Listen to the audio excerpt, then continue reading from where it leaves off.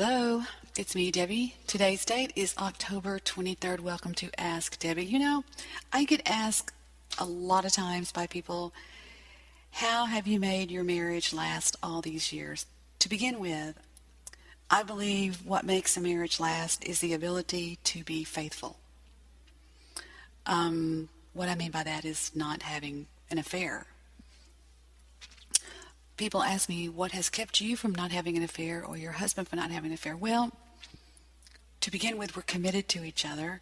That means that when we got married, we had pretty much sowed our wild oats and knew that this is exactly what we both wanted. I don't recommend you getting married until you are at that stage. But there are certain things you can take. Start here. There are some precautions that you can take to ensure that you won't put yourself out there and be vulnerable to having an affair, and that is especially at the workplace. I don't believe that you can be friends with the opposite sex and have them start questioning you about your marriage, or if they start trying to tell you things about their marriage. That's not a good idea at all. That's not a good idea at all. If somebody from the opposite sex starts asking you to go to lunch, I do not recommend that at all. Watch work environments. That's the hot spot for affairs. Stay open with your spouse at all times.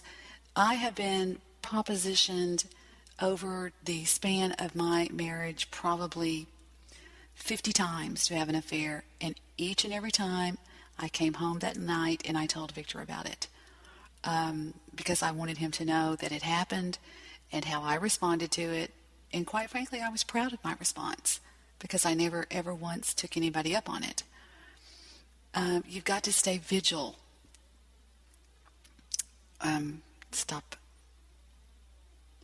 You've got to be hypervigilant to affairs, because you know how they call it falling in love? I believe that it's something that you just whoops and just kind of slip and fall in love. And the best way to stay away is don't become friends with somebody.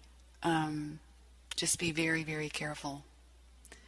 I'm Debbie with you here for October 23rd of 2013. I hope this has been helpful. Send your emails to Debbie@debbiedaily.com.